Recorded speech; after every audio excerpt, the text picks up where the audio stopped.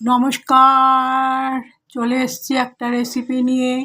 আজকে আমি তিল বেগুন করছি। এটা পূর্ববঙ্গের একটি বিখ্যাত খাবার। পূর্ববঙ্গের লোকেরা সাদা তিল দিয়ে নানা ধরনের রান্না করতেন। আমি একটি হারিয়ে যাওয়া রেসিপি করছি। সাধারণত এগুলো কেউ করে না। আমার শ্বশুরবাড়িতে সাদা তিল দিয়ে নানা ধরনের রান্না হয়, বেগুন হয়, শিম হয়, তারপরে ডাঁটা দিয়ে একটা তরকারি করে, সাদা ডাঁটা দিয়ে, তিল বাটা দিয়ে। আমি আজকে তিল বেগুন করছি। এগুলো আমার গাছের বেগুন। বেগুনগুলোকে কেটে ধুয়ে নিয়েছি। এগুলো আগে ভেজে তারপরে আমি ফিরে আসছি। কড়াতে তেল দিয়ে দিয়েছি। এবার বেগুনগুলোকে আমি ভাজবো, ভেজে তারপরে আমি ফিরে আসছি। দিয়ে দিচ্ছি সামান্য একটু নুন,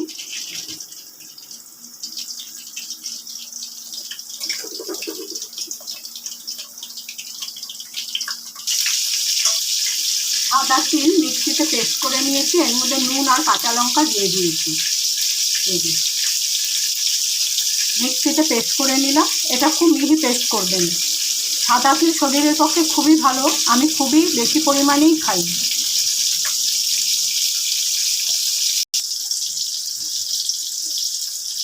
দিয়ে দিচ্ছি একটু হলুদ।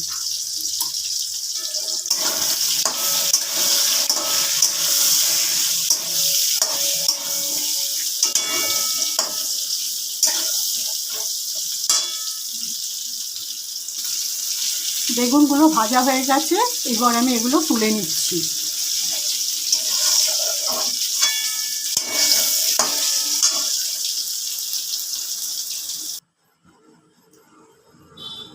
বেগুনগুলো সব তুলে নিলাম।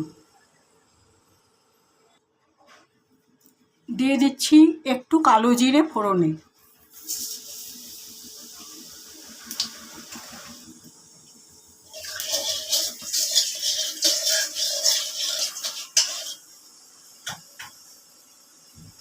তিল বাটাটা দিয়ে দিলাম।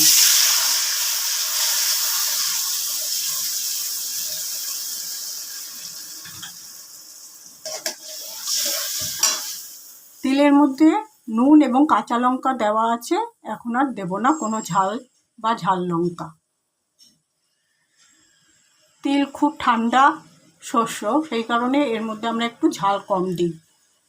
মাত্র 2টো কাঁচা লঙ্কা দিয়েছি। যখন তিলটা পেস্ট করেছিলাম তখন 2খানা কাঁচা লঙ্কা দিয়েছিলাম। আর কোনো ঝাল লঙ্কার গুঁড়ো দেব না। এবারে বেগুনগুলো দিয়ে দিচ্ছি।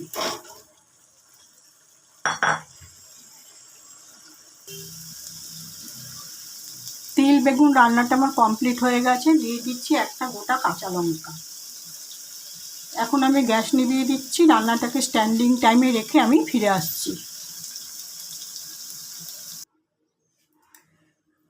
তিল বেগুন রান্নাটা কমপ্লিট করে রান্নাটাকে স্ট্যান্ডিং টাইমে রেখে আমি পাত্রর মধ্যে ঢেলে নিয়েছি।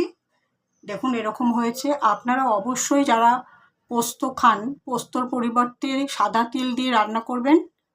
তাতে অনেক সাশ্রয়ও হবে এবং শরীরের পক্ষেও সেটা ভালো। আমি একটা ছোট্ট টিপস বললাম। আমি পোস্তর পরিবর্তে সবসময় সাদা তিল দিয়েই রান্না করি। যাই হোক, আমি রেসিপিটা পুরোই শেয়ার করেছি। আমি আমার ভিডিওটা যেখানেই শেষ করলাম। আগামীকাল একটা নতুন রেসিপি নিয়ে আসবো। সবাই ভালো থাকবেন। নমস্কার।